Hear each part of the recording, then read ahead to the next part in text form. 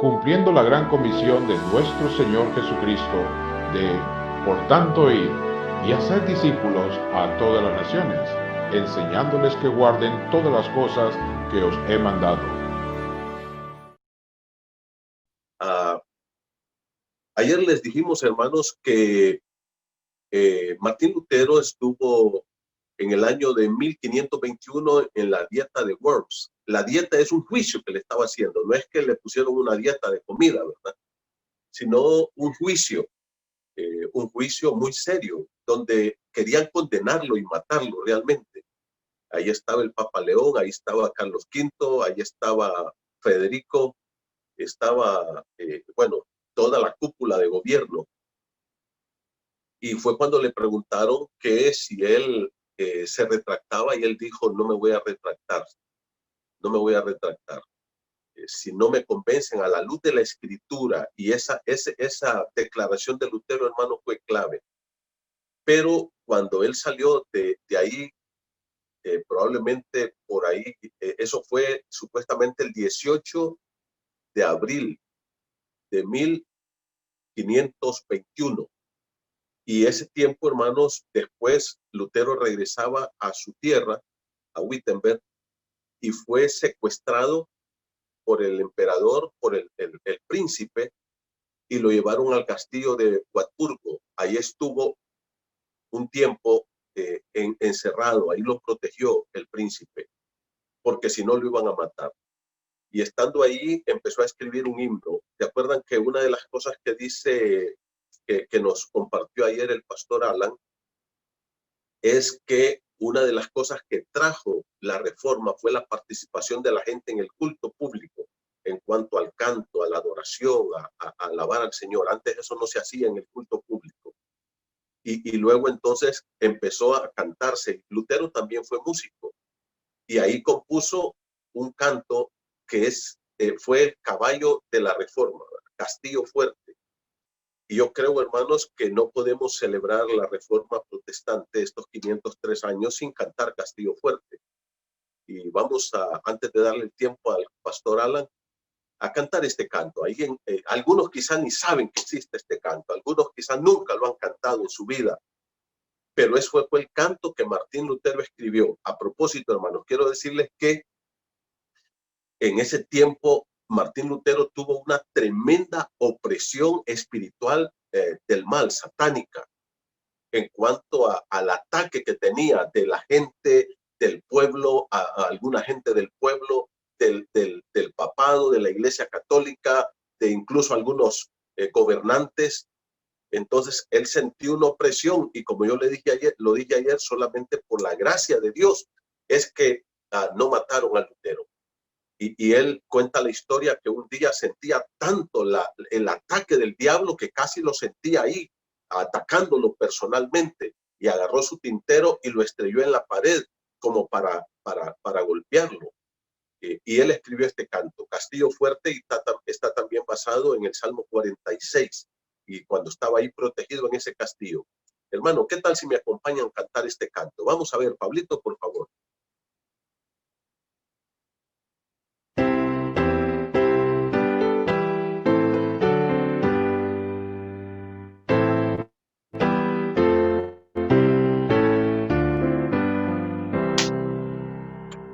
Castillo fuerte es nuestro Dios, defensa y buen escudo, con su poder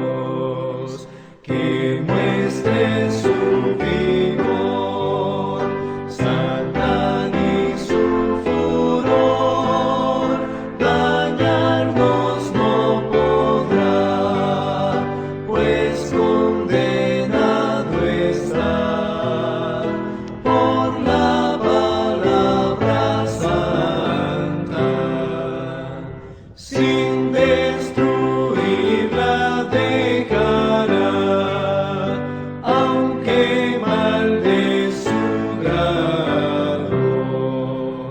Es la palabra del Señor que lucha a nuestro lado, que lleven con furor los bienes, vida, honor, los hijos, la mujer, todo ha de perecer, de Dios el reino queda.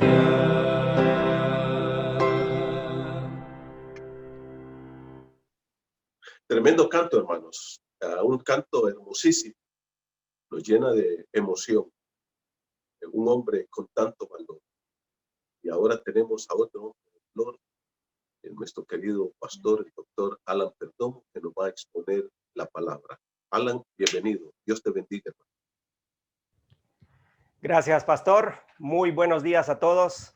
Qué placer estar con ustedes una vez más para cerrar este ciclo de conferencias acerca de la importancia de la escritura durante la época de la Reforma. Y de verdad, dijo bien el pastor Manuel, que es muy adecuado haber recordado el poder espiritual de la Reforma por medio de ese famoso canto, Castillo fuerte es nuestro Dios. En los días anteriores hemos estado hablando acerca de la importancia de la escritura en cuanto a la teología de la Iglesia europea a finales de la Edad Media.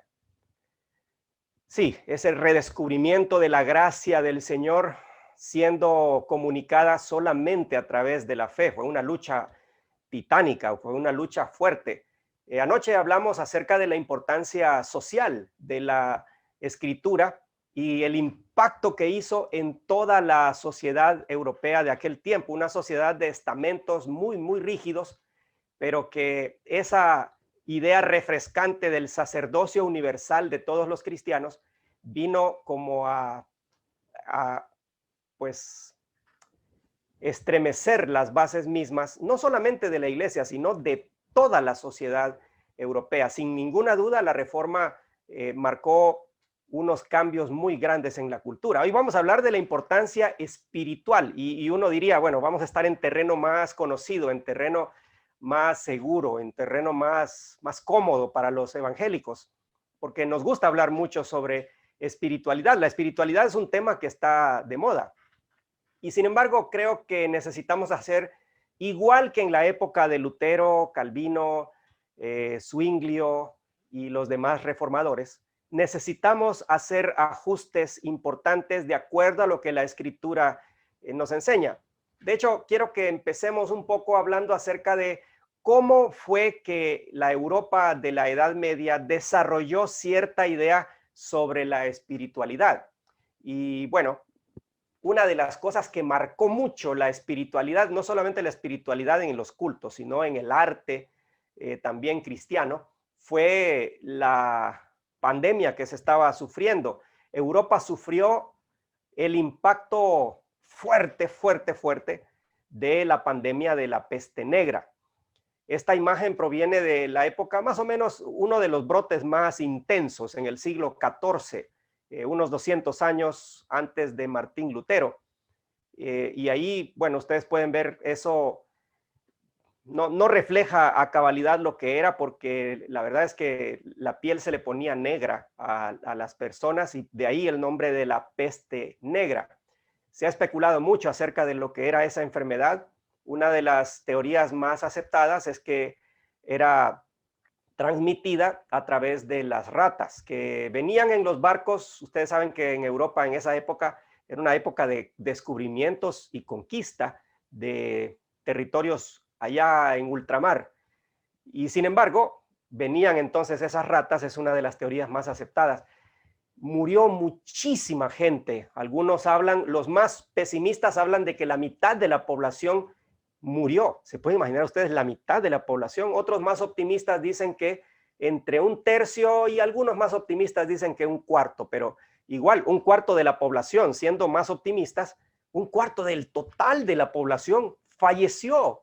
Básicamente no había ninguna persona que no hubiera tenido a algún familiar enfermo o alguna persona que hubiera muerto por causa de la peste negra. Bueno, más o menos nos identificamos un poco con eso porque esta pandemia del COVID-19 nos ha golpeado bastante duro y uno dice, bueno, ya va a terminar. No, todavía no. No, pero ya, hoy sí, ya parece que estamos viendo el final. Pues no, y se sigue extendiendo el asunto, ¿no? Pues se pueden imaginar ustedes, la pandemia de la peste negra tuvo su punto más fuerte en el siglo XIV, pero en los siguientes siglos hubo rebrotes constantes y en el siglo XVI hubo un rebrote en la época de Lutero. Así que este tema de la peste negra hizo pensar a la gente que estaban sufriendo un juicio muy, muy fuerte de parte de Dios. Hoy en día también hemos escuchado personas que dicen lo mismo con respecto a esta pandemia de este coronavirus que nos está afectando ahora. Es un juicio de Dios y claro, después el problema es que después hay que escoger qué pecado no nos gusta y esa es la razón por la cual Dios está pues ejerciendo un juicio sobre la humanidad. Yo no creo que sea un juicio directamente por alguna razón específica. Sí creo que Dios nos está hablando muy fuertemente a toda la humanidad, pero esta era la idea. La gente en la Edad Media pensaba que estaban bajo el juicio de Dios. Otra imagen que quiero ponerles aquí era, bueno, esta es representativo de prácticamente toda la Edad Media, ¿no? Los médicos en la época de la peste negra utilizaban ese uniforme que ustedes pueden ver ahí más o menos a la mitad de la imagen. Un uniforme que hoy se ha vuelto raro, extraño, hasta aterrador un poco cuando lo ve uno, esas máscaras con un pico muy, muy largo, que uno dice, ¿para qué se ponían eso? Parecían animales. Sí, es que la teoría era, igual que hay muchas teorías hoy sobre cómo deshacerse del coronavirus, la teoría era que en esas máscaras largas ponían una serie de hierbas aromáticas y según ellos eso detenía entonces la transmisión. Cuando los médicos aspiraban esas hierbas aromáticas, el olor y el humo que entraba ahí en sus pulmones, eso los protegía del contagio. No era cierto, a propósito, aquí estamos hablando de una época anterior a la época en la que ya se descubrió qué eran los microorganismos y todo lo demás. Pero las brujas que están ahí al lado izquierdo de la imagen, encima de toda la imagen hay un caballo donde está cabalgando la muerte. Básicamente esa era la idea que tenía mucha gente en Europa en la Edad Media. ¿Qué tiene eso que ver con la espiritualidad? Pues mucho, porque la gente desarrolló la idea de que Dios era un Dios que estaba enojado con la humanidad, enojado con la humanidad. Se desarrolló una leyenda, no era una leyenda, sino que era una historia muy común, no sé si lo pensaban que había ocurrido realmente, pero una historia muy común era esta. Cuando tú subes por la escalera en oración buscando a Dios, tú subes por esa escalera y básicamente lo que te vas a encontrar es un Dios enojado, airado. Un Dios que está ejerciendo su juicio sobre la humanidad, que está enviando esta enfermedad y que muchos están muriendo. Entonces, claro, el creyente o la persona se sentía totalmente decepcionada por esto que estaba sucediendo. Pero, decía la historia que todavía cuentan algunas personas el día de hoy, pero si en lugar de subir a la escalera donde te vas a encontrar a Dios, tú tomas la decisión de subir otra escalera que está por ahí y no vas a encontrar a Dios al final de la escalera, sino que vas a encontrar la figura maternal, cariñosa, protectora de la Virgen María. Entonces, puedes echarte en sus brazos y ella te va a consentir, te va a proteger. Esta idea estaba muy, muy arraigada en la gente en Europa en aquel tiempo. Así que se desarrolló la idea de que no hay que llegar directamente a Dios, es peligroso y además te vas a encontrar con un Dios enojado, con un Dios airado que está descargando toda su ira sobre la humanidad. Mejor ve con su madre, ve con la madre de Cristo. Ella te va a comprender, ella te va a escuchar. Esta idea desarrolló toda una mariología, que es la parte de la veneración a María, pero también desarrolló una idea teológica acerca de Dios, que a Dios había que llegar por medio de mediadores. María era la principal, por supuesto, pero se desarrolló todo un ejército de mediadores que eran los santos. Ya hablamos en la primera conferencia acerca de ese ejército de mediadores y de cómo uno podía acceder a los méritos de esos mediadores. Por supuesto, como administradora de todos esos mediadores que habían para acceder a Dios estaba la iglesia. Y a alguien se le ocurrió con muy buena idea financiera, una pobre idea teológica o bíblica, pero una muy buena idea financiera, pues aprovecharse económicamente de esto. Los historiadores están de acuerdo, incluso los historiadores católicos están de acuerdo en que la corrupción era terrible en Europa durante la Edad Media. Hubo algunos papas incluso y algunos autores que se han referido a Roma como el prostíbulo más grande de Europa. Papas, por ejemplo, nombraban a sus hijos, y ahí tenemos un grave problema, porque se supone que el papa no puede tener hijos porque no es casado, pero sus hijos con un montón de mujeres eran puestos como funcionarios importantes alrededor de la iglesia. Se desarrollaron prácticas que eran comunes. Por ejemplo, príncipes compraban obispados. Literalmente los compraban. La iglesia vendía los obispados y claro, entre más importante el obispado, por ejemplo, era más importante ser obispo de París que ser obispo de una aldea.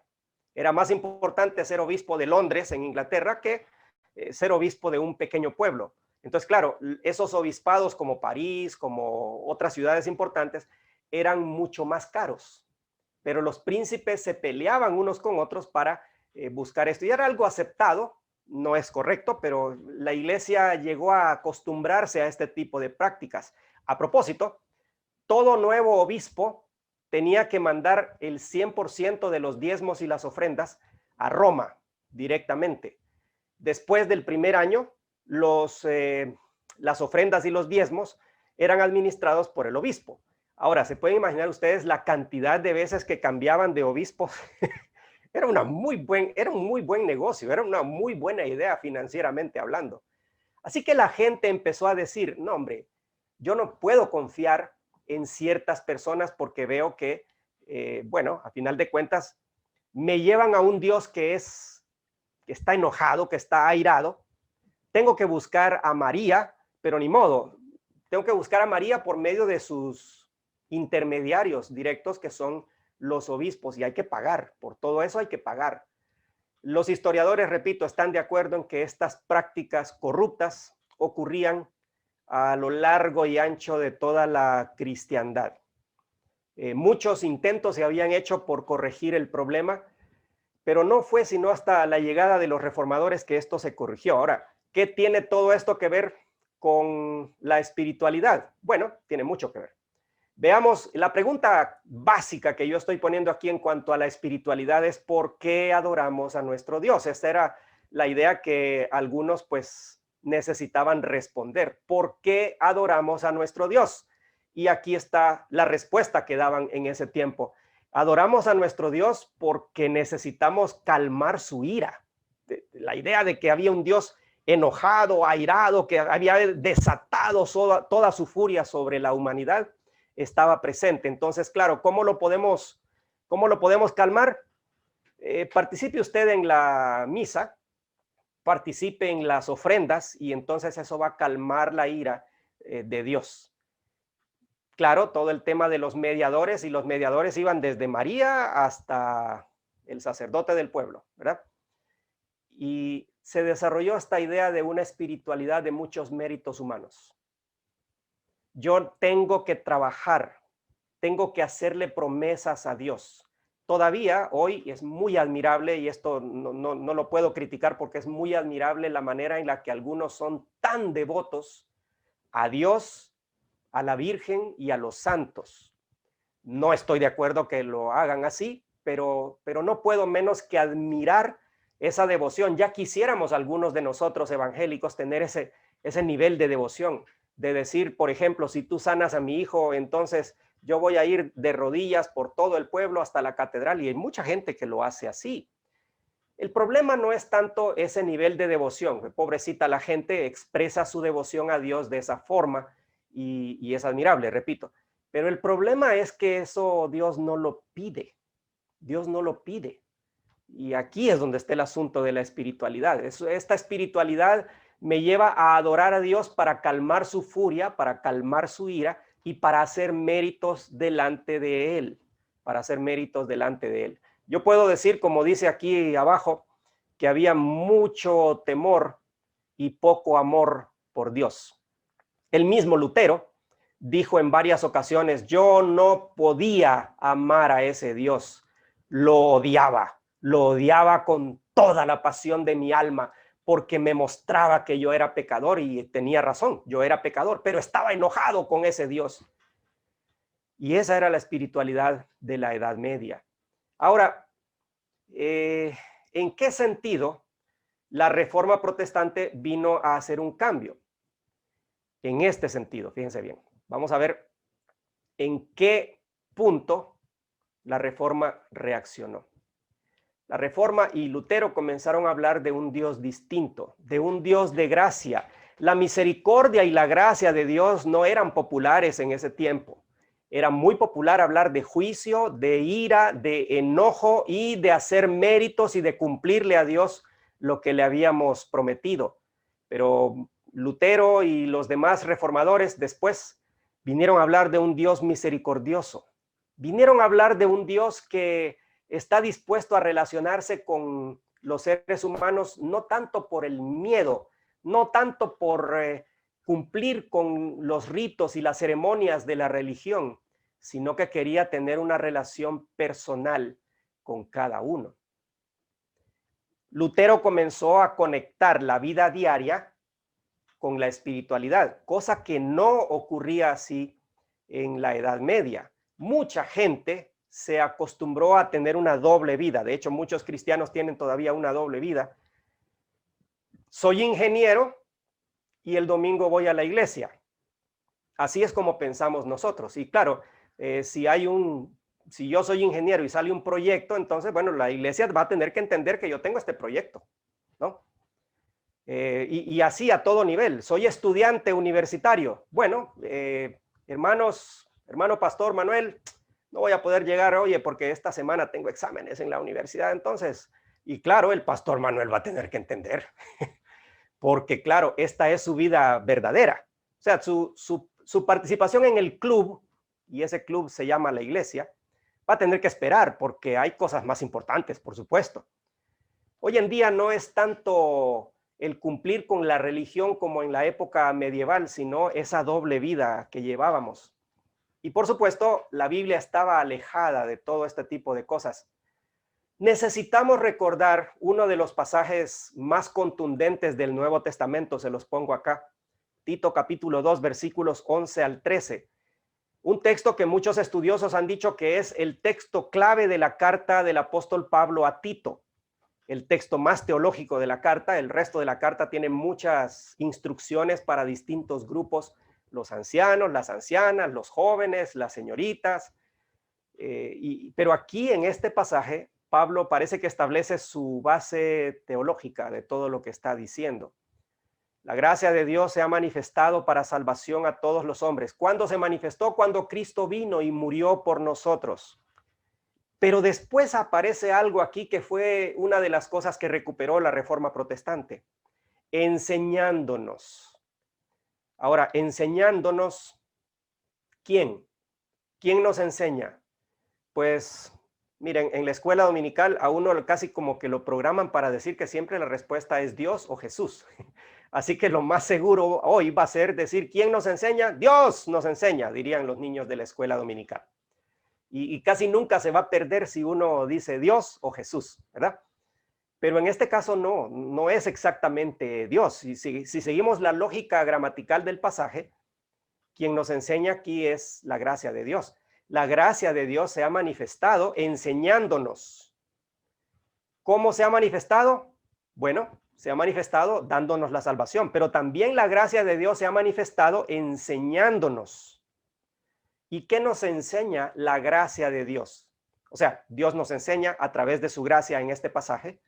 ¿Qué nos enseña la gracia de Dios? El pasaje dice que nos enseña a renunciar a la impiedad y a los deseos mundanos y nos enseña a vivir sobria, justa y piadosamente en este siglo. Además nos enseña a vivir aguardando la venida del Señor y su manifestación gloriosa. Ah, qué interesante. La gracia de Dios es la que nos enseña a dejar el pecado. Y aquí sí tenemos un grave problema los evangélicos, porque nosotros sí le hemos puesto nombre y apellido a aquello que nos aleja del pecado. Le hemos llamado a veces reglamento de la iglesia, a veces le hemos llamado las costumbres, así lo hemos hecho siempre y así lo vamos a seguir haciendo. En otras ocasiones hay algunas iglesias que hablan acerca de la revelación especial al pastor o a algún líder iluminado que tengan.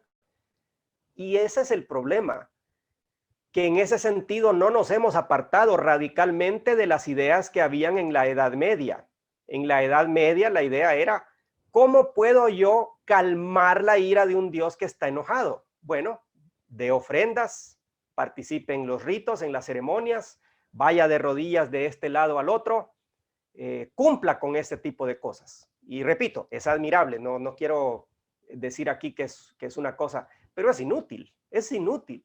Aquí el texto me está diciendo que es la gracia de Dios la que me enseña. Y esto es impresionante. Miren, los reglamentos se hicieron para cumplirse. Sí, yo sé que hoy en día los muchachos dicen más bien los reglamentos se hicieron para romperse. No, se hicieron para cumplirse. Pero los reglamentos, ningún reglamento, ninguno, ni las leyes del país, ni la Constitución, ni tampoco el Código Penal, cualquiera que este sea, ni tampoco los reglamentos de la iglesia producen personas éticas. Eso es una sorpresa porque ojo, voy a ser un poco más exagerado. Ni siquiera la ley de Dios, que es perfecta, dice el Salmo 19, produce por sí misma personas éticas, porque ese no es su propósito. El propósito de la ley, de cualquier ley, y también de la ley de Dios, es mostrarle al ser humano lo que debería pasar y no pasa. De hecho, el Nuevo Testamento dice que la ley me muestra que soy pecador. Por eso dice Pablo, apruebo que la ley es buena. La ley es buena, el malo soy yo. Y aquí a lo que debemos volver es al tema de la gracia. ¿Y saben qué?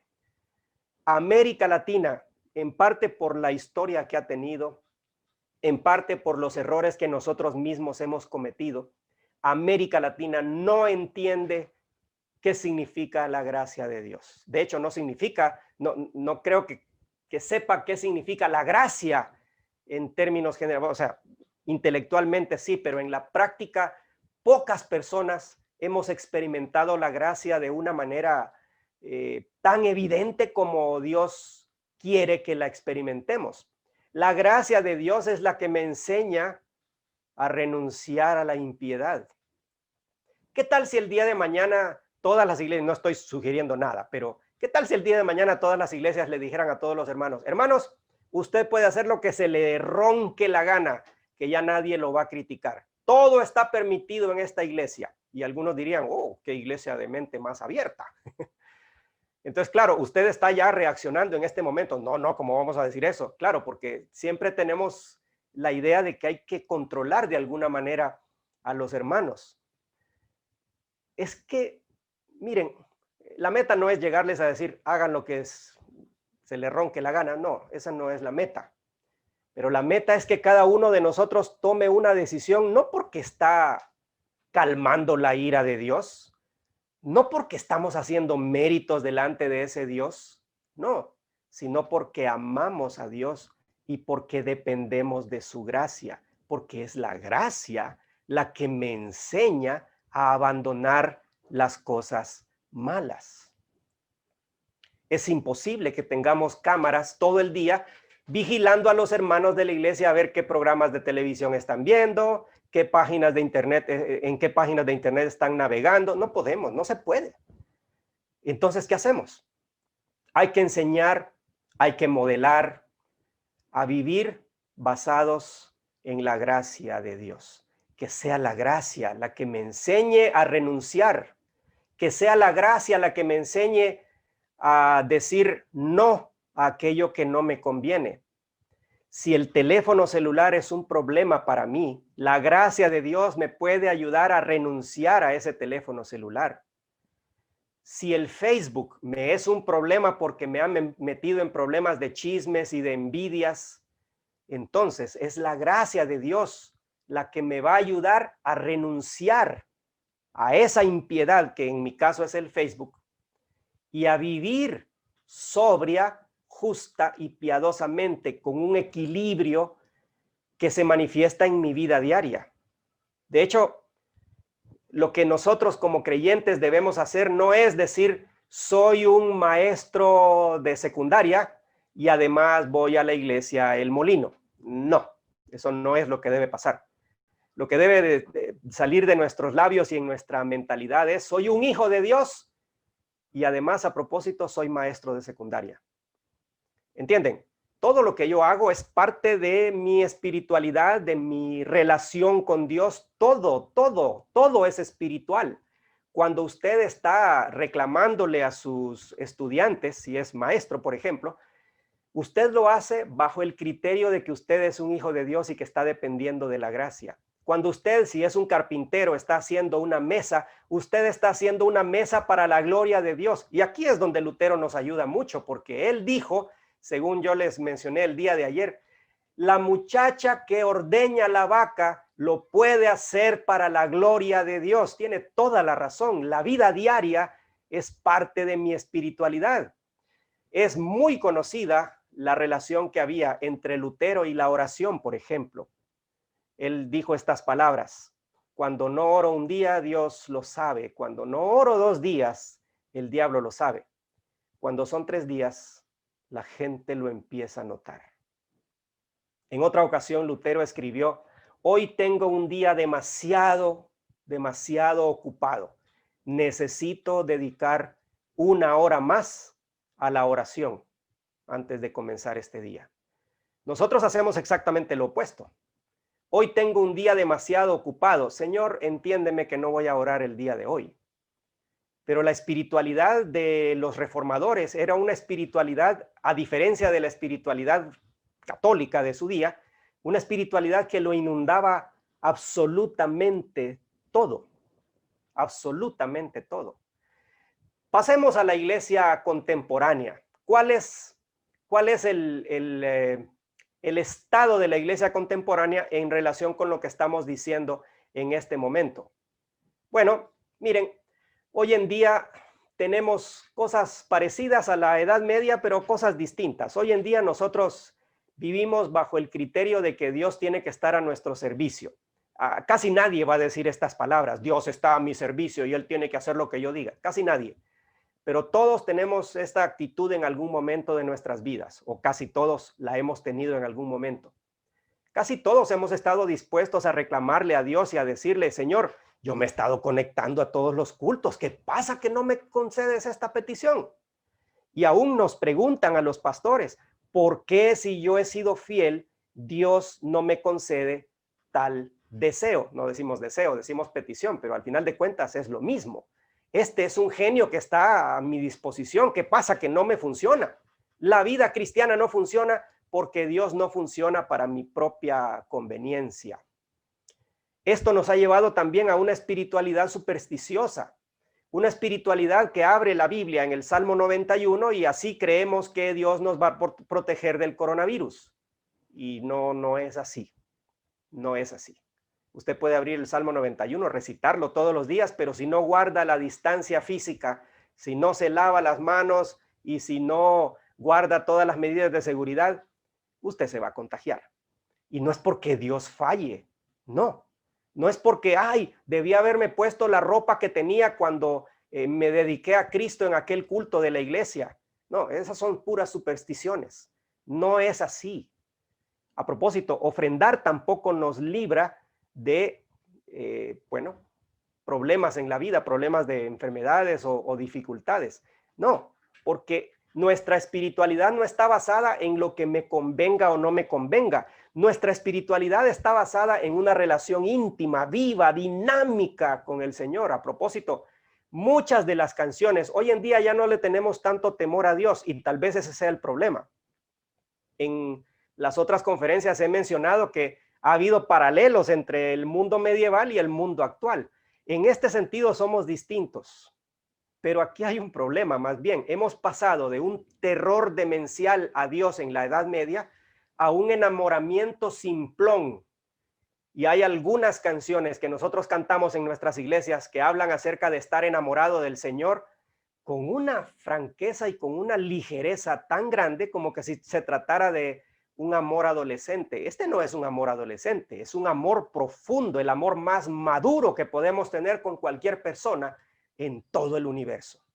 Así que ese enamoramiento tal vez necesita un poco de temor, del temor sano, no demencial, porque Dios no es Freddy Krueger, Dios no es Michael Myers o Jason Voorhees, los famosos villanos de los slashers de los 80s y 90s, ¿verdad? Famosas películas de terror. No, Dios no es eso. No estoy invitando a tenerle temor a Dios en ese sentido, pero sí el temor de Jehová que mencionan los proverbios. El saber que si yo me alejo de Dios, voy a caer en manos del Dios vivo, que es horrenda cosa, dice el Nuevo Testamento. A propósito, el libro de Hebreos. Es el Nuevo Testamento que dice horrenda cosa es caer en manos del Dios vivo. Y además el libro de Hebreos dice nuestro Dios es fuego consumidor. Hay que tenerle respeto a Dios, y no solo respeto, sino ese sano temor que nos va a llevar a ser fieles a Él, no por temor, sino porque lo amamos profundamente. Necesitamos recuperar la alegría de conocer a Dios. ¿Saben que Dios eso es lo que ha estado haciendo desde el principio del mundo? Cuando Adán y Eva pecaron, el texto en Génesis capítulo 3 dice que Dios andaba recorriendo el jardín al aire del día. Y la idea parece es que él tenía costumbre de hacer esto. Qué impresionante, ¿no? Un Dios majestuoso, todopoderoso, que decide caminar con sus criaturas.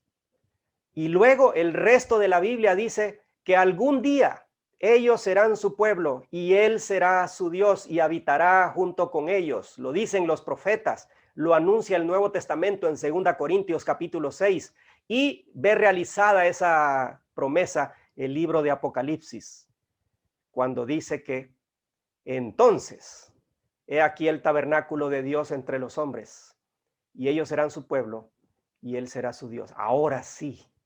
Esto es lo que Dios ha estado haciendo. Nuestra espiritualidad no está basada en que si no vienes al culto, una comisión de la iglesia te va a visitar.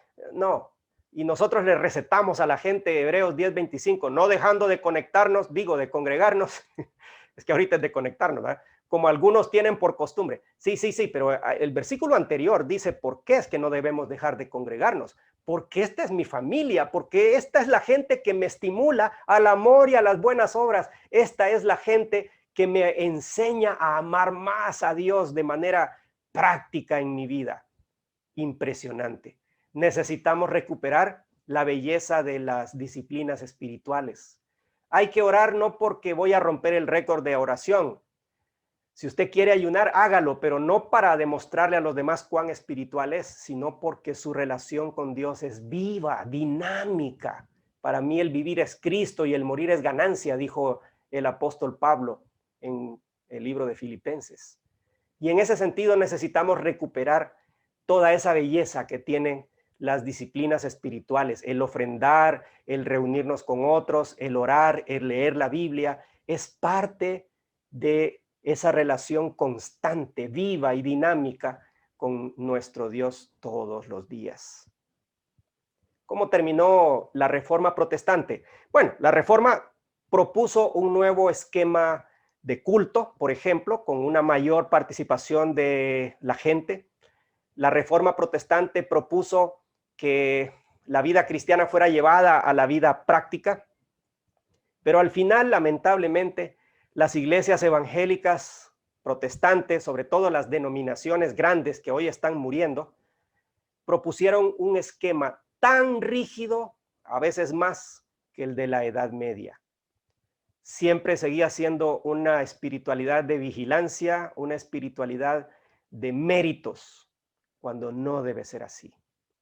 Que el Señor nos ayude, que el Señor nos ayude a ver que es hermoso alabar al Señor, que es hermoso convivir con Él y tener una relación viva y dinámica todos los días de nuestra vida, y que le entreguemos nuestra profesión, nuestros proyectos, nuestros miedos, nuestros temores, nuestros hijos, nuestra familia, todo lo que somos, cautivo a la obediencia a Cristo.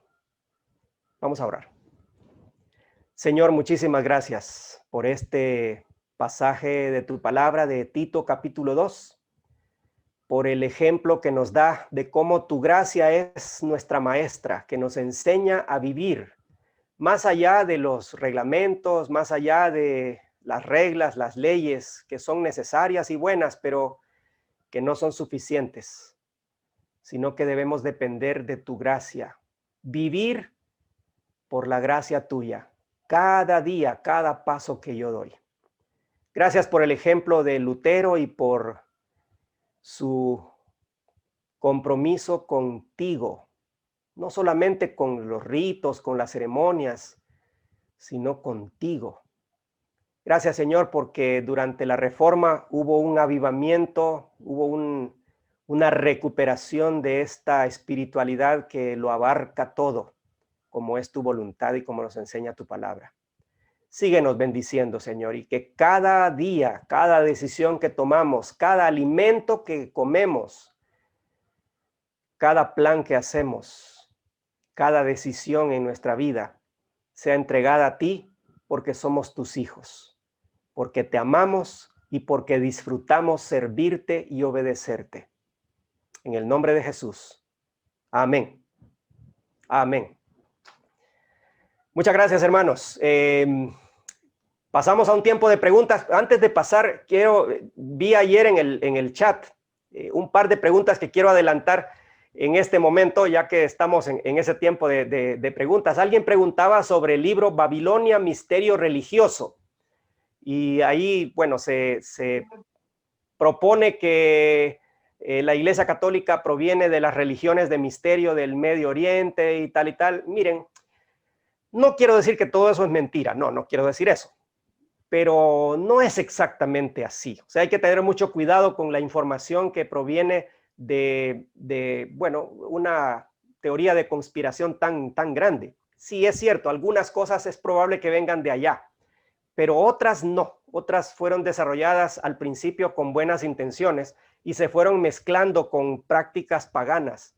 Y ahí tenemos cosas. Miren, podemos señalar a la Iglesia Católica, pero entre nosotros también tenemos algunas prácticas que no son bíblicas y que no son malas, pero que cuando las exigimos como parte de nuestra liturgia son malas. Entonces, por ejemplo, ¿quién dice que tenemos que celebrar la Cena del Señor una vez al mes? Y muchas iglesias la celebran una vez al mes.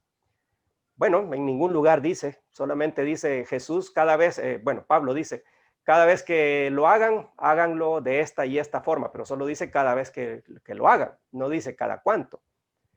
Pero cuando el problema está en cuando terminamos haciendo de estas cosas una ley. Así que eso puedo decir sobre, yo tengo el libro Babilonia, Misterio Religioso, de hecho ya no lo tengo, lo presté y no me lo devolvieron, así que lo tengo en teoría. Así que bueno, eso puedo decir sobre ese libro. Y la otra pregunta que vi es, ¿por qué si Lutero hablaba con tanto fervor y se enfrentaba a los poderes, por qué nosotros somos bastante finos, decía la pregunta, y eso me imagino que la idea es que somos muy flojos al denunciar ciertas cosas. Le puedo decir que es por dos razones. Número uno, porque los estilos han cambiado. Lutero utilizaba un lenguaje muy, muy fuerte. En algunas ocasiones, Lutero era dibujante, aparte de ser músico, era dibujante. Hizo caricaturas, ustedes las pueden buscar en internet, y hay algunas caricaturas que no las haríamos el día de hoy, sinceramente, ¿verdad? Sí, busquen en internet, no me pidan más detalles, pero sí, él retrató, por ejemplo, entre lo que se puede decir, ponía a un arzobispo como con cabeza de burro, por ejemplo. Hoy no haríamos eso, sería bastante mal Tendríamos visto. que hacer como el apóstol Zúñiga. Sí, es un problema, es un problema. Entonces, los estilos han cambiado. En algunos momentos incluso, Lutero le llamó a la razón la prostituta del diablo, le llamó a la razón. Palabras así tan fuertes hoy no serían bien vistas, por un lado. Así que los estilos han cambiado. Y por otro lado, el tema es que uno tiene que decidir, me dijo un amigo una vez, uno tiene que decidir en qué colina va a morir. Y tiene razón. Uno tiene que tomar la decisión en cuanto a por qué cosas va a morir. Y hay algunas cosas que no vale la pena morir. Por ejemplo, si la salvación es por la gracia a través de la fe, eso debemos defenderlo con todas las fuerzas de nuestro corazón. Pero hay otros temas, y temas políticos, por ejemplo, que, bueno, no estoy seguro que debamos invertir, es decir, una gran energía. O sea, vamos a estar en desacuerdo con la corrupción y vamos a estar en desacuerdo con algunas cosas, no estoy diciendo que no, pero esa no es nuestra misión en el mundo. Y no estoy diciendo aquí que debemos separar, porque todo es parte de la espiritualidad, ya lo dije. Pero usted debe decidir en qué va a invertir sus energías, en qué va a invertir su fuerza.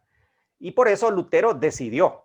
Hubo cosas, le preguntaron a Lutero, por ejemplo, maestro Lutero, bueno, no fue a Lutero, de hecho fue a su sucesor, a Felipe Melanchthon, le preguntaron, maestro Melanchthon, ¿podemos seguir utilizando velas, imágenes en nuestros cultos? Y Melanchthon, con bastante sabiduría, contestó, miren, esas son adiáforas, dijo él. Lo que significa que son detalles menores, detalles secundarios. Por eso el día de hoy en las iglesias luteranas no tienen imágenes, pero sí usan velas, porque esa es una adiáfora, es un tema secundario. Entonces uno tiene que escoger aquellas cosas por las cuales va a pelear y aquellas cosas que tal vez debe dejar pasar un poco. Así que quería comentar esas dos preguntas, pero sé que hay algunas otras tal vez si entramos en ese tiempo. Pastor. Gracias, hermano Alan. Como tú decías, en ese tiempo era un tiempo bastante difícil. Por ejemplo, si alguien lee hoy la Divina Comedia, se escandaliza de algunas cosas que dice Dante Alighieri ahí. Entonces, son fuertísimas en cuanto al papado, en cuanto a bajar al infierno y los papas que fue viendo ahí, bueno, muchas cosas que ni yo me atrevo a decirlas aquí en público de lo que dice Dante Alighieri, porque era una confrontación para romper esa ¿cómo podríamos decir? Ese sistema corrupto, herético. Bueno, pero Pablito, gracias. No sé si tenemos alguna otra pregunta. Una cosa. Sí. Ayer alguien preguntó sobre dónde podía comprar el libro de Justo González. Bueno, esos son libros bastante comunes y me imagino que en cualquier librería que sea de mediano tamaño deben estar los libros de Justo González. Aquí en Tegucigalpa, yo creo que en la librería Bautista, que está ahí en el mero centro de Tegucigalpa, ahí los he visto yo. Entonces, en cualquier librería buena, que vendan buena literatura, ahí se pueden conseguir. Son, yo creo que, como dijo Alan, los mejores libros que hemos leído. El libro de Kenneth Latourette es un poco más pesado, un poco más difícil, pero los de Justo González son buenísimos. A propósito, el año, ¿cuándo fue? Antepasado, estuvimos con él allá en Tela, Alan. En el 2017, para la celebración de los 500 años, precisamente. Para la celebración de los 500 años. Nos hizo unas exposiciones fenomenales, don Justo González, ahí en esa reunión que tuvimos. Bien, Pablito. Sí, hay una pregunta que dice que si esto solo es un break y vamos a seguir adelante con la conferencia. Sí, me han preguntado que si seguimos, hermano Alan. Muchas gracias por esa pregunta. Sí. No, de momento es solo eso, no hay preguntas. Bueno, hermanos, yo sí tengo una consulta, hermano Alan. Hay algunos hermanos que me han dicho que si tienes este material escrito y se lo puedes mandar para compartirlo y que la gente lo tenga ahí guardado. Las presentaciones, sí, con mucho gusto, con mucho gusto. Creo que podríamos, yo se lo podría mandar al pastor Manuel y entonces Sí, él se los puede distribuir. Creo que sería la forma más práctica de correcto. hacerlo, con mucho Nosotros gusto. nos encargamos de distribuirlo a todos nuestros hermanos. Muy bien, Eh, excelente. Había hermano, una pregunta ayer sobre el Islam que el el Islam, pastor Manuel me estaba mencionando. ¿cuándo ¿Cuándo empezó? surge, ¿Cómo cuándo fue que empezó vino el el Islam? Islam? Correcto, correcto. Bueno, el Islam es mucho más anterior. El Unos Islam 1000 años nace en antes. el año 622 después de Cristo. O sea, estamos hablando de más o menos unos, qué sé yo, casi 1000 años, más de 1000 años antes de Martín Lutero. A ver, 800 años más o menos antes de Martín Lutero. En el año 622. Ahí, en esa fecha, el profeta Mahoma se traslada de Medina a la Meca, y allí es donde, en Medina no tuvo mucho éxito, pero en la Meca sí, y la gente empezó a seguirlo y a escuchar sus ideas y sus supuestas revelaciones de parte de Dios y el Corán y todo lo demás. Así que ahí nace en el año 622. 100 años después habían conquistado todo el norte de África, y aquellas famosas iglesias que se mencionan incluso en el libro de Apocalipsis, que estaban en Asia Menor, fueron conquistadas por los musulmanes. Las ciudades donde vivió Agustín de Hipona fueron conquistadas por los musulmanes.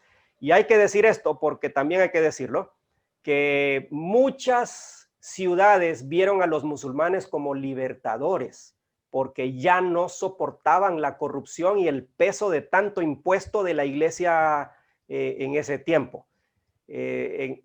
La reforma protestante es, en un sentido, una forma de respuesta al avance de los musulmanes. Los musulmanes habían conquistado la ciudad de Constantinopla en el año de 1353, unos 200 años antes de Martín Lutero.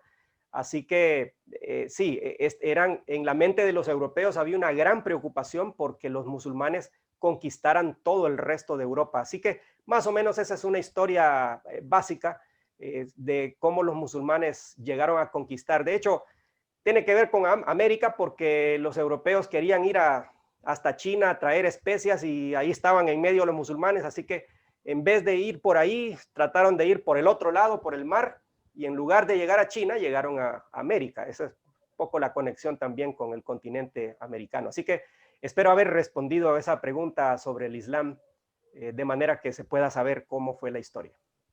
Hay una pregunta. Dice, el hermano Milton Morel dice, ¿cuál de las teorías e hipótesis de Lutero es la que se podría considerar que fue la que transformó la doctrina que se promulgaba como la única cristiana de esos días?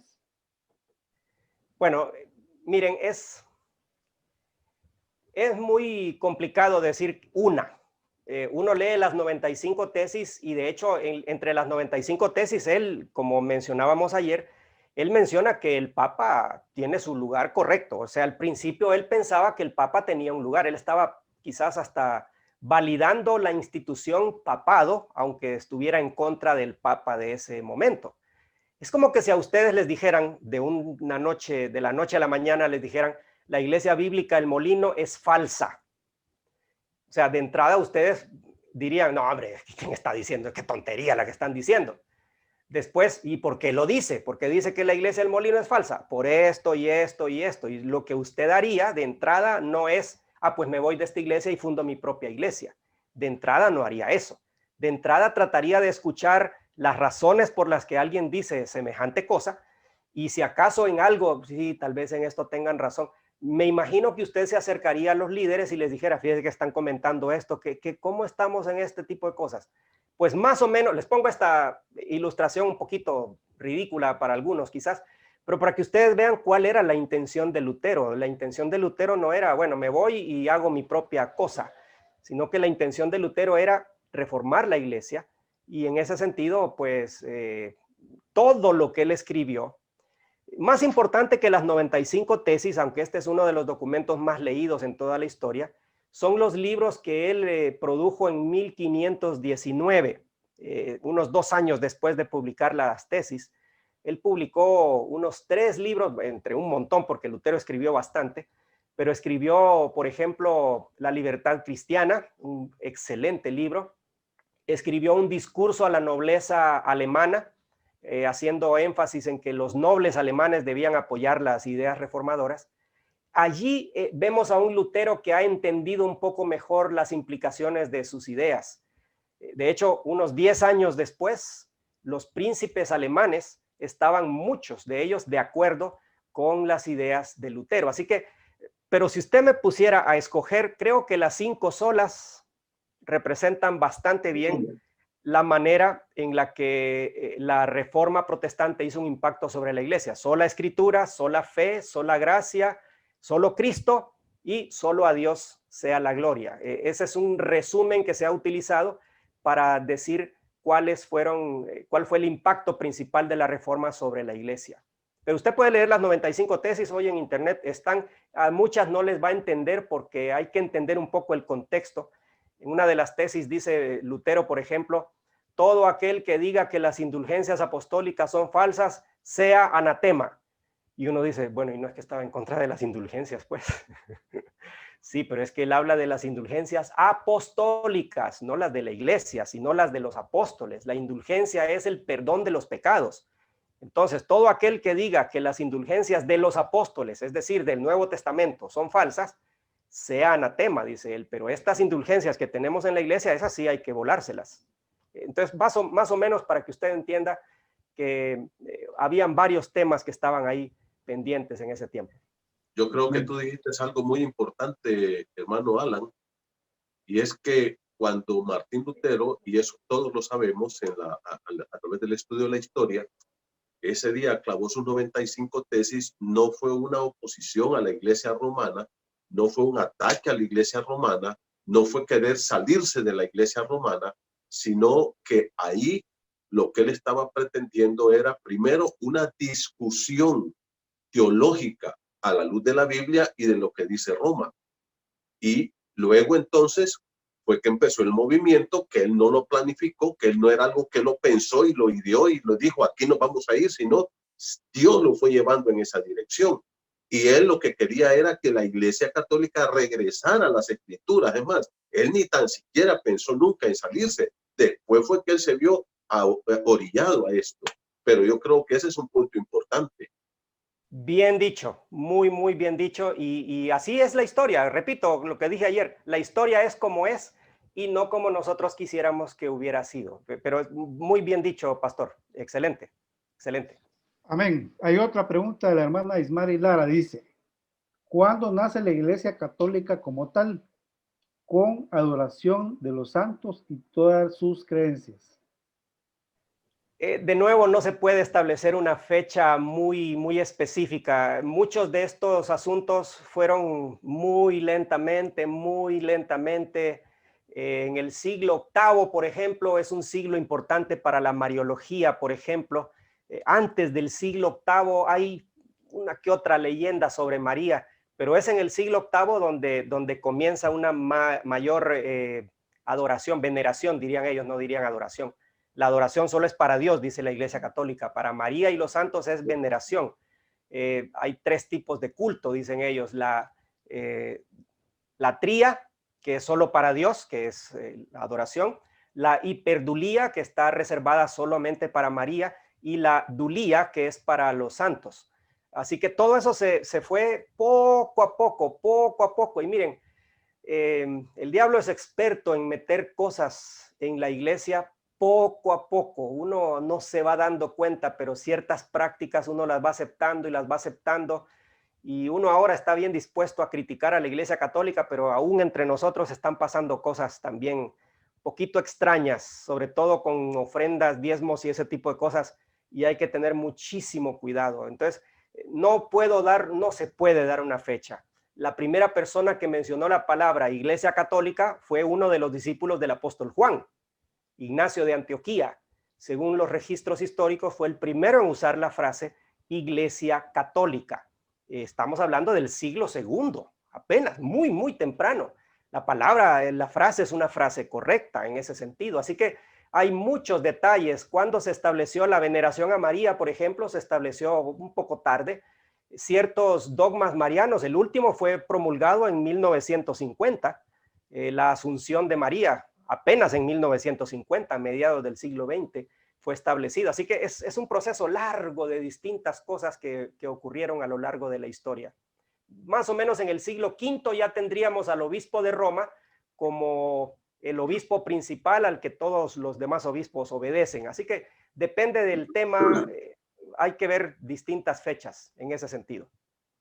Eso se fue desarrollando y yo creo que lo que tú has dicho, hermano, es clave. Uno debe tener cuidado porque a veces va permitiendo que vayan entrando ciertas cositas. Bueno, si muchos hubieran estado conmigo allá por los años 70, 60, finales de 60 y 70, cuando comenzamos a asistir a la iglesia, se asustarían de las cosas que ven hoy. Sin embargo, nosotros que hemos venido desde niños allá por los 60 a la iglesia, hemos sido visto progresivamente ese cambio muy peligroso que está dando la iglesia evangélica y que no se ha dado de un día para otro. Se ha ido metiendo muchos detalles al punto, como lo has dicho muy acertadamente, Pastor Alan, que hoy vemos cosas que ya preocupan demasiado dentro de lo que es la iglesia evangélica.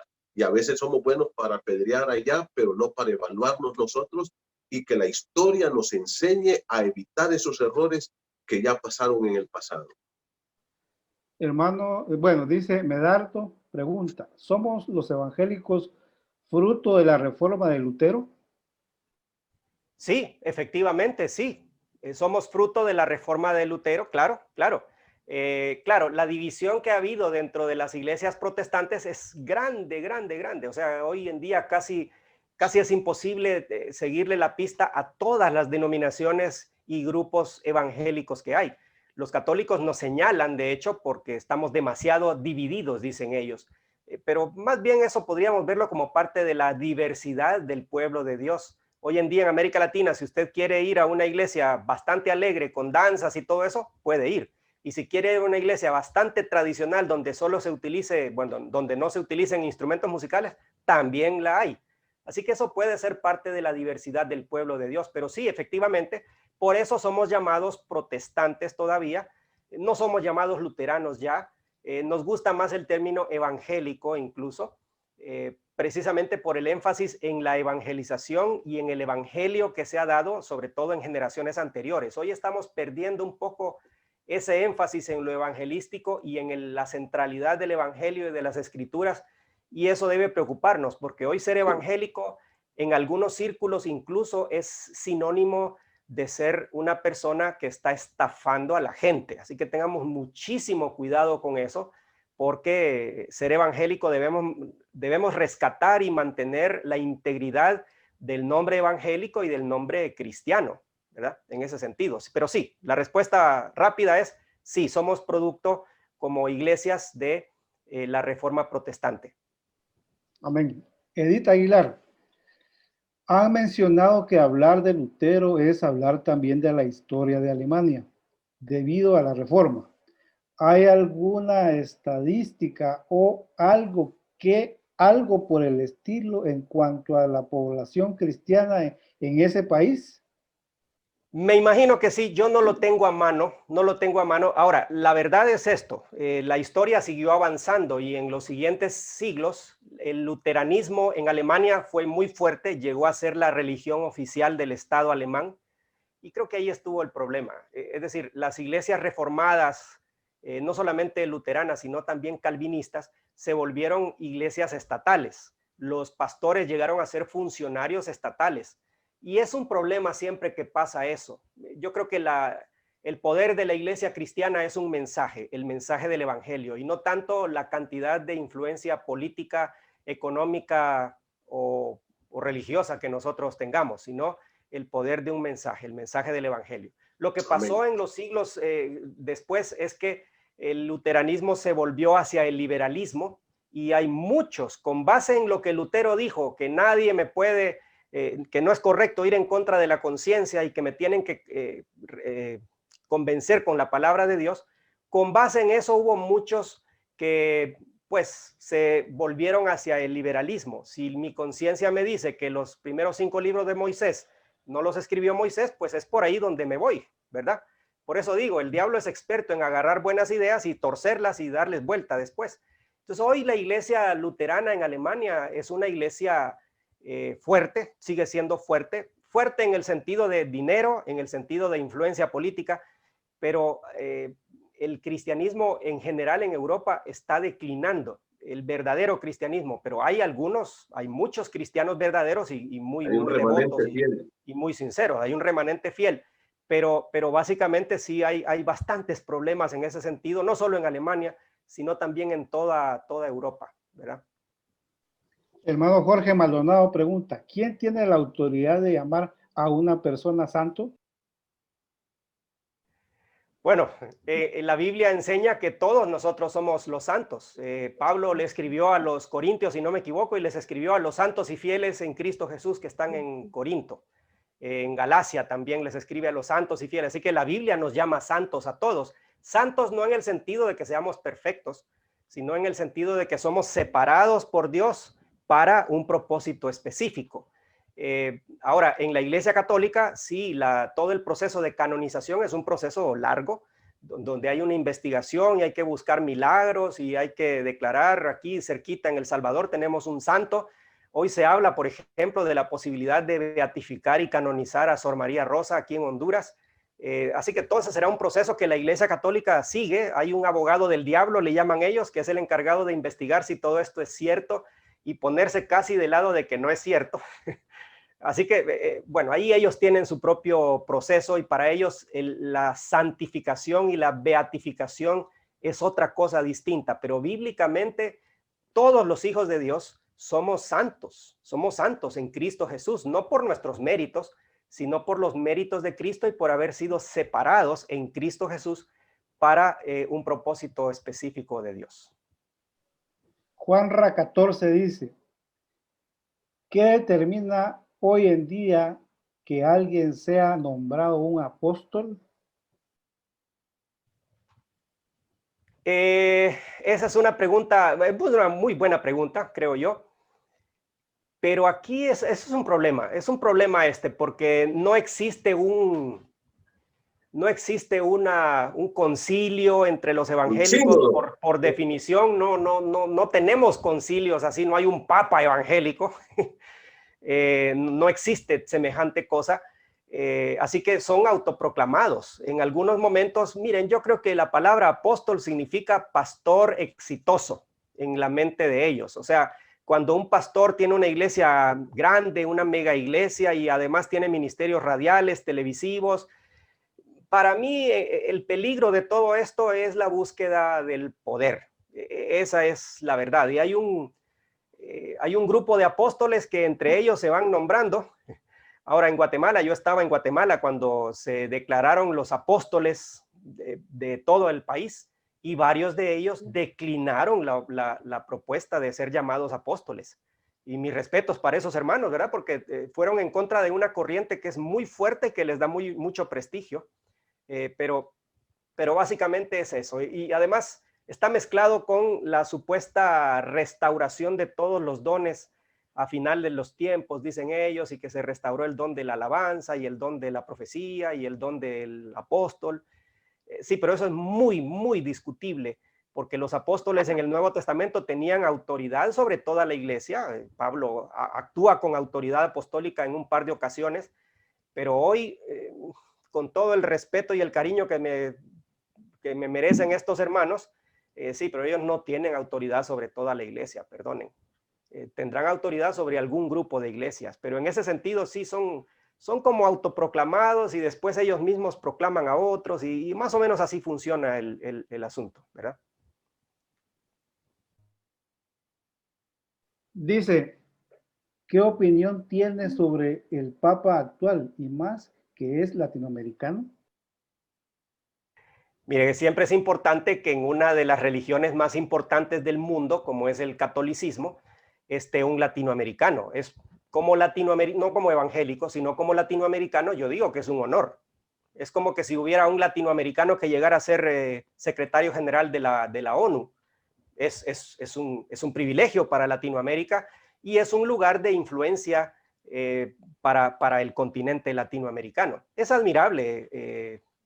Jorge Mario Bergoglio, es admirable, ha tenido una actitud más conciliadora, pero no se engañen, es decir, la Iglesia Católica sigue siendo la Iglesia Católica. No creo que debamos nosotros vivir atacando constantemente a la Iglesia Católica, pero nuestra opinión es nuestra opinión a la luz de la palabra. Ya mencioné que en el Concilio de Contrarreforma, el Concilio de Trento, se establecieron unos anatemas que todavía nos afectan, todavía nos incluyen a los evangélicos.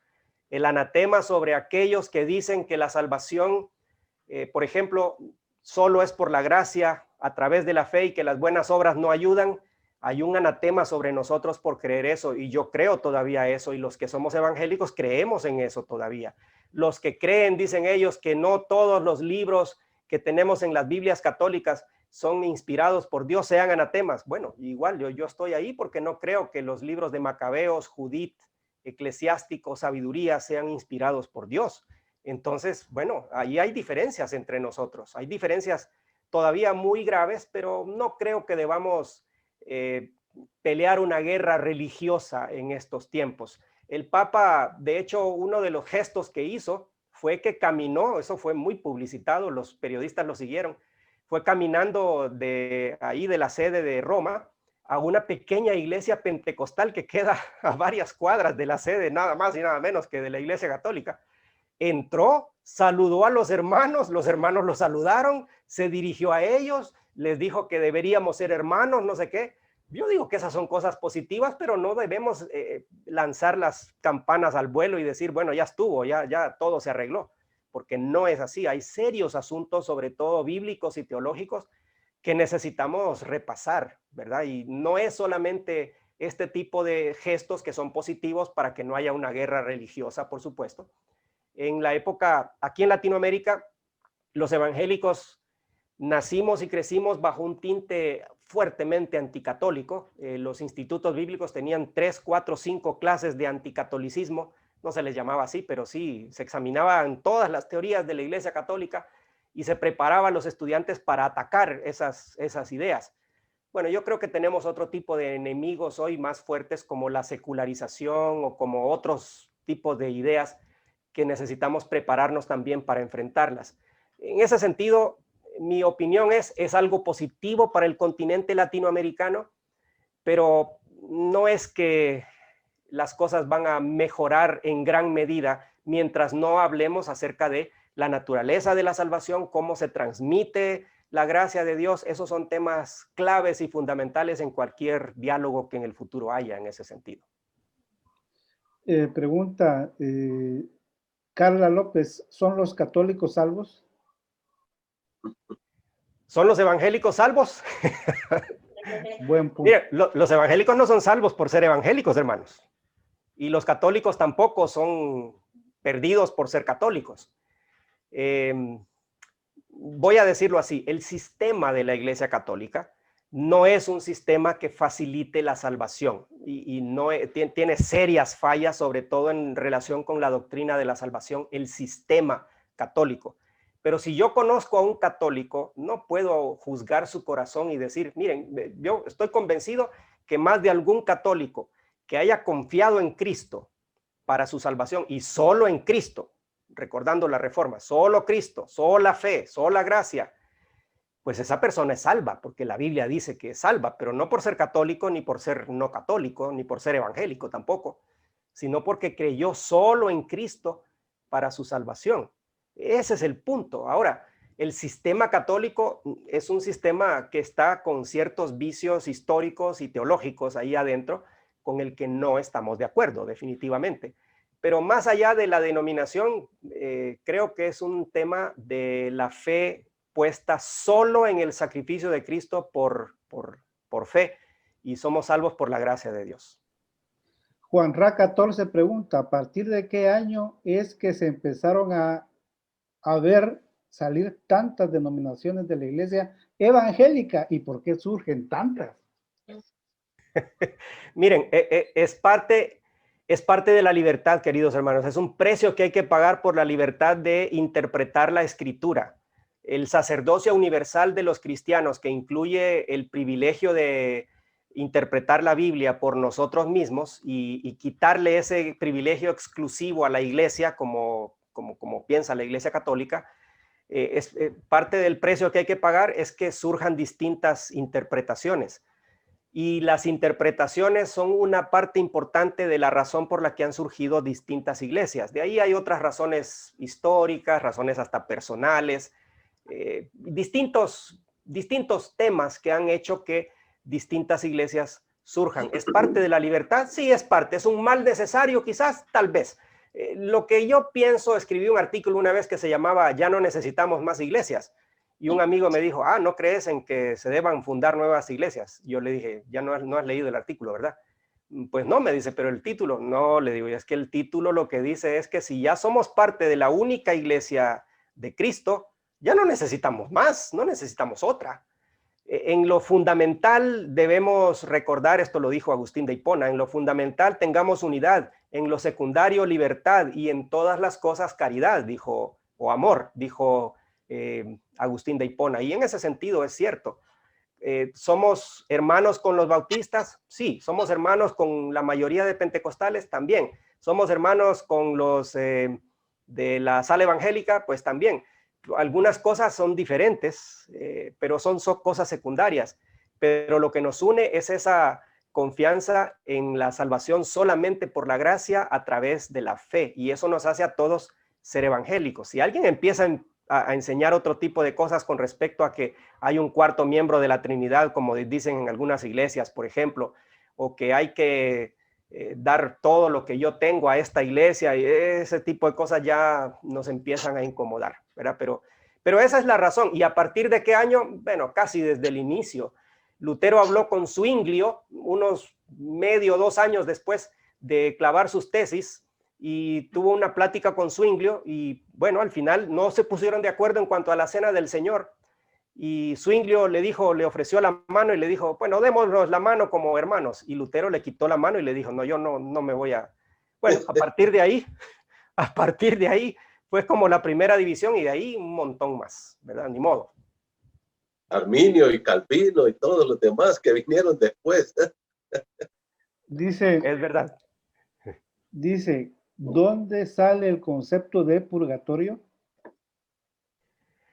El purgatorio es un concepto, miren, hay que entender algo con la Iglesia Católica. La Iglesia Católica dice que tiene 2 principales autoridades, la Escritura y la tradición. La Escritura es la Biblia, y la tradición, que son los escritos de los padres de la Iglesia, los escritos de los concilios, y algunas tradiciones y leyendas que ha habido. Entonces, juntando las 2 cosas, para un católico, si no viene de la Biblia, pero viene de la tradición, entonces es suficientemente autoritativo tal cosa. Una supuesta base bíblica es aquella parábola donde Jesús contó que un siervo le perdonó, el Señor le perdonó una gran cantidad, y después él no quiso perdonarle una poquita cantidad a un consiervo de él, y entonces lo metieron en la cárcel, y el texto termina diciendo, no saldrás de allí hasta que hayas pagado hasta el último centavo. Esa es una supuesta base bíblica del purgatorio, pero por favor, eso está lejos de enseñar cosas tales como el purgatorio. Pero como no tiene que venir de la Biblia, en la mente de un católico no tiene que venir de la Biblia. Si puede venir del Papa tal o del concilio tal de hace 1500 años, ahí está la base y lo aceptamos como tal cosa. Así que más o menos eso es lo que les puedo decir sobre el purgatorio. Hoy en día la Iglesia Católica está echándose un poco hacia atrás con el tema del limbo. Ya no existe, por ejemplo. Eso lo declaró el Papa Benedicto XVI. El limbo no existe, que era un tema, es el lugar donde van los niños que mueren antes de ser bautizados. Era el limbo, era una especie de lugar de felicidad, pero un lugar así todo raro. Bueno, Benedicto XVI dijo que no existe. Entonces, punto. Lo mismo podría pasar con el purgatorio, lo mismo podría pasar con el purgatorio. No creo, pero podría. ¿Y qué de las enseñanzas tan delicadas del catolicismo que la Biblia no aprueba?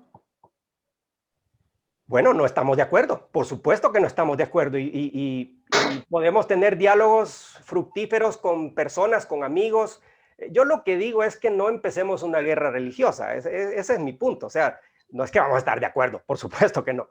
Pero no empecemos una guerra religiosa porque ya el mundo no necesita más guerras.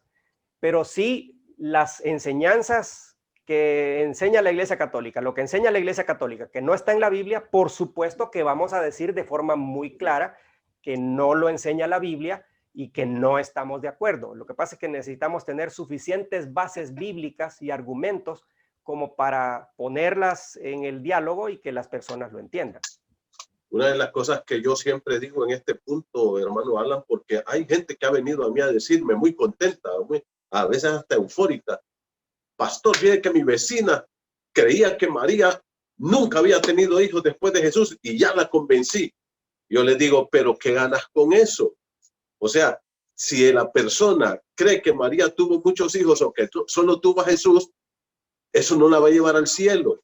Yo creo que el predicar el evangelio a la gente es lo que va a quitarle la venda de los ojos y de todas esas doctrinas, no importa si es del purgatorio, del papa, de lo que sea, es la gracia de Cristo la que quita la venda y la que lleva a la persona a conocer la verdad. Acuérdate que dice la Biblia, el Espíritu os guiará a toda la verdad. Entonces, en ese punto yo creo que tu posición es clave, ¿verdad? No pelear, no levantar una guerra, porque a veces eso más bien va creando un antagonismo con el católico.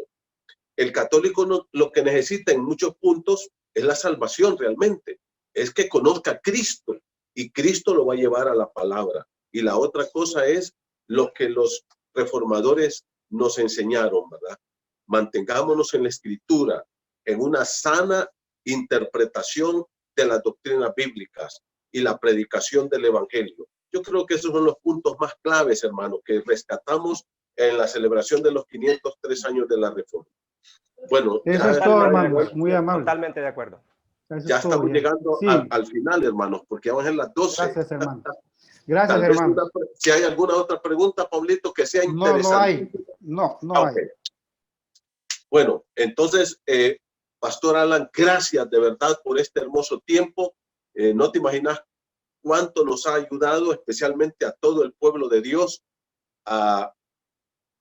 Cuando nosotros conocemos la historia, podemos aclarar el presente y evitar esos errores y pecados para que no nos afecten más en el futuro. Yo creo que esto se ha tratado no de venir a atacar a una religión o esto, sino cuáles fueron los problemas que se fueron dando, el cuidar la sana doctrina, en no permitir que Satanás nos vaya contaminando y mantenernos fieles y leales a Dios, a su palabra, a la predicación del evangelio, a esos principios de que solo la gracia de Dios salva al hombre, solo a través de la fe, solo la Escritura tiene toda la autoridad para el cristiano, su familia, su iglesia, a Dios sea toda la gloria. Así es que, hermanos, gracias. Y terminamos con el tiempo, creo que le toca al pastor Raúl.